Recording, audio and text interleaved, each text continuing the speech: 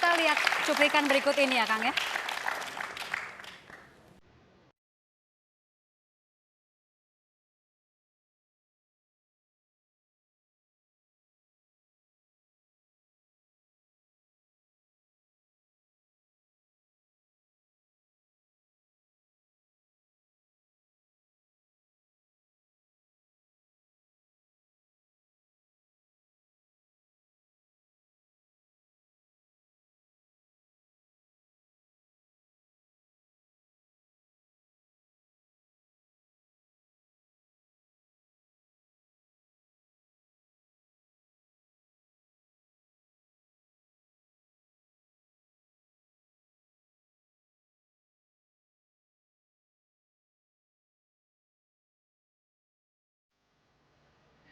Seberapa dekat sama ayah?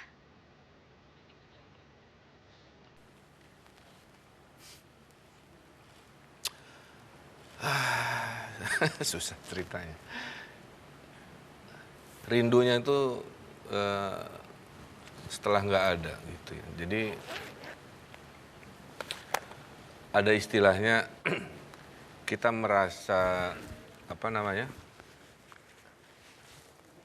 Merasakan sesuatu yang berharga itu pada saat sesuatu itu hilang gitu. Jadi waktu ada tuh ya biasa aja kan gitu ya. Kadang-kadang sering berbeda pendapat. Tapi pada saat sudah nggak ada itulah justru baru kerasa ada yang hilang dari keseharian. Apa yang kerasa hilang ketika beliau Banyak. nggak Jadi ada? ayah saya tidak menyaksikan saya lulus. Tidak menyaksikan saya menikah, tidak menyaksikan saya berkeluarga, tidak bisa menyaksikan saya jadi wali kota dan seterusnya. Tidak bisa menyaksikan saya mendesain masjid yang saya dedikasikan untuk beliau. Rindu itu sering muncul ya kadang-kadang dalam mimpi ya. Kalau alam bawah sadar itu berarti kan kangen lah seperti itu. Ayah saya itu mengajarkan kesederhanaan juga ya. Saya masih lihat dulu ayah saya didatangi anak mahasiswanya bimbingan, tapi mahasiswanya kayaknya itu nakal dan nilainya jelek. Terus mencoba merayu ayah saya ngirim kue, ngirim rokok, apalah gitu ya. Ayah saya dengan tegas menolak. Dikembalikan semua hadiahnya untuk membuktikan integritas beliau sebagai dosen. Dari situ juga saya melihat saya ingin seperti beliau, makanya sekarang itu status saya masih PNS dosen di ITB.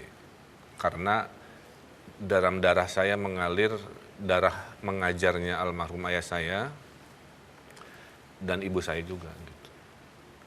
Nah dari ibu saya ternyata ayah dan ibu saya itu bertemu zaman mahasiswanya itu jadi aktivis Kesatuan Aksi Mahasiswa Indonesia, demo-demo juga. Jadi semangat perjuangannya mungkin sedikit dua dikit gitu ya, datang dari semangat ayah saya, ibu saya. Gitu. Dan yang paling mengharukan itu ayah saya ini almarhum masih suka menolong saya sampai hari ini gitu. Menolong dengan cara? Jadi gini, pada saat saya pilkada misalkan, ada lawan politik saya udah siap mau black campaign. Pas tahu saya anaknya Pak Aceh, dia berubah 180, jadi mendukung saya. Karena, ternyata misalnya saya baru tahu kamu itu anak Pak Aceh ini gitu, yang sobat saya kan begitu. Akhirnya yang tadinya mungkin saya akan dilakukan black campaign, tiba-tiba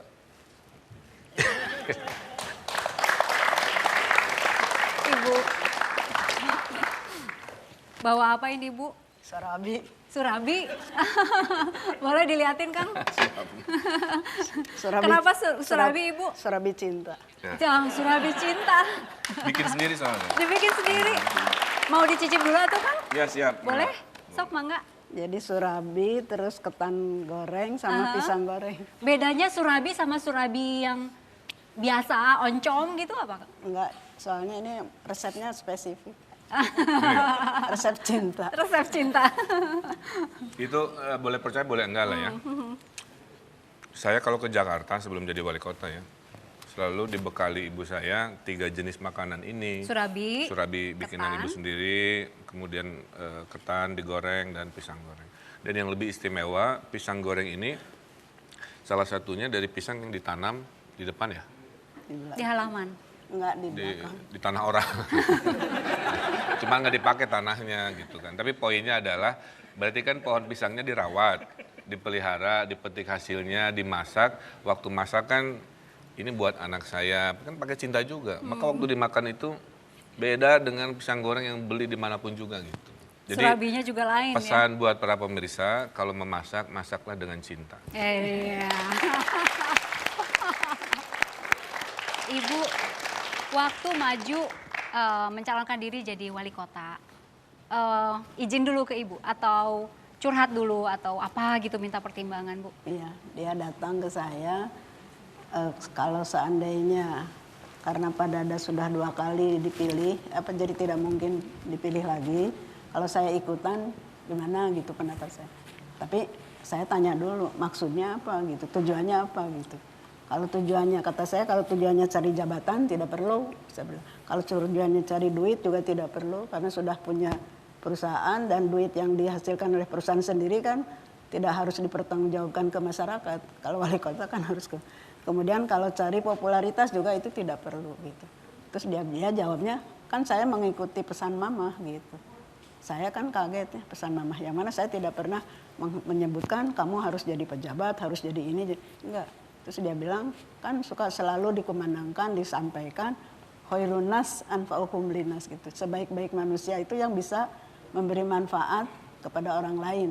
Ternyata dikira saya tidak didengar gitu, ternyata disimak.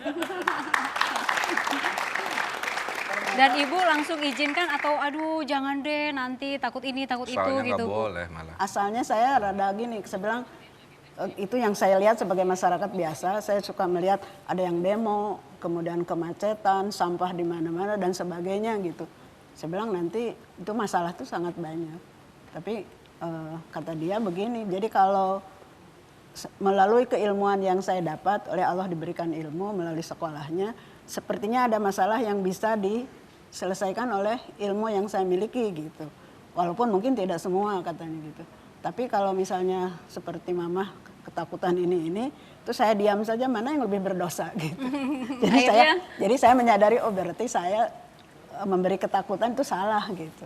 Jadi saya bilang, iyalah kalau begitu, tapi niatnya harus tetap bersih, lurus, niat ibadah kepada Allah melalui ilmu yang diberikan Allah kepada dia gitu. Jadi untuk kebaikan. Kang, sosok ibunda untuk Akang apa? Iya, di balik lelaki sukses kan ada wanita-wanita hebat di belakang. Dan di balik wanita hebat ada kartu kredit 4. Ibu saya ini kalau ibaratnya HP bersama keluarga adalah sumber energi hidup saya. Doa ibu saya ini doa yang melindungi saya. Gitu ya.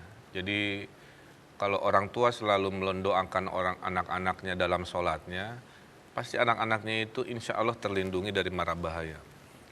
Saya ada kejadian di Jakarta, lagi ngopi di Sudirman ya. Terus tiba-tiba ada orang baju putih ya, wajahnya ke Arab-Araban. Saya bilang begini, Bung katanya, tahu nggak yang membuat Bung seperti ini? Kan gitu ya. Saya kan logis aja jawabannya, saya bisa berhasil ya karena pendidikan atau kerja keras kan gitu. Dia bilang bukan, yang bisa membuat Bung begini adalah doa ibu di Bandung gitu. Nah dari kalimat itu, dari orang yang tidak terduga, entah kenapa tiba-tiba ngomong begitu, jadi renungan mendalam kan begitu. Bahwa kekuatan doa khususnya ibu, itulah yang membuat kita hidup lebih sukses, lebih terjaga, dan insya Allah lebih barokah gitu. Makanya saya ada pesan ke banyak orang juga, when things is too much, call your mom. Gitu. Jadi kalau hidup udah wah pusing, telepon ibu, insya Allah hidup lebih tenang, lebih ringan karena ada orang yang luar biasa yang akan selalu menjadi guru kita, menjadi pelindung kita. Waktu itu langsung telepon ibu juga, langsung. Mau bicara sama kakak sulung boleh?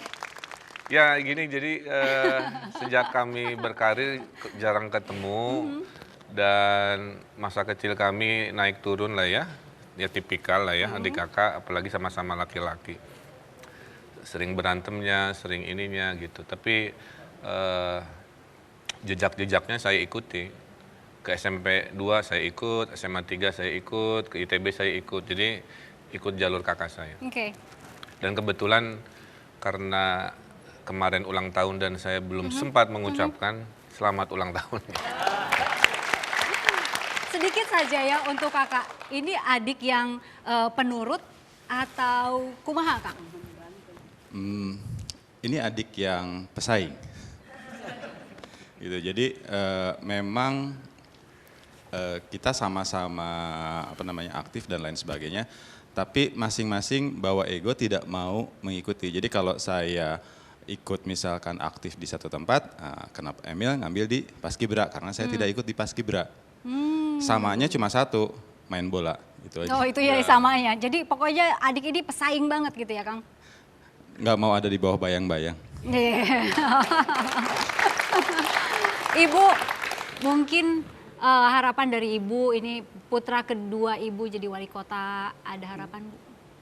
Ya bagi saya jadi apapun dia tetap jadi waladun solihun jad'ulahu, jadi anak saya yang soleh yang selalu mendoakan dalam posisi apapun, dan semoga tugas di pemerintahan di Bandung ini menjadi tujuannya kan katanya Bandung juara, tapi saya harapkan juara dari keimanannya, juara dari kebersihannya, juara dari keramah tamahan orang Bandung, karena orang Bandung terkenal someah hade kasemah, tahu artinya?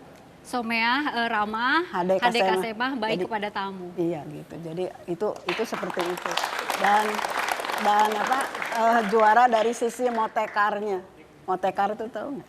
Motekar teh apa ya? Kreativitas. Oh, iya. Kang, apa yang mungkin menurut Akang, aduh ingin membahagiakan Ibu, tapi belum kesampaian gitu Kang?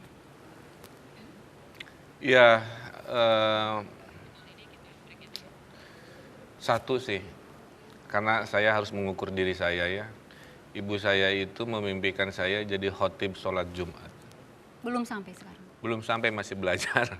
Karena tidak mudah ya, bukan karena jadi pejabat terus layak jadi khotib Jumat. Jadi saya lagi belajar agama lagi, belajar ngaji lagi dan seterusnya. Jadi itu yang mungkin ya sederhana, tapi bagi saya maknanya dalam. Jadi pemimpin harus paripurna lahir dan batin.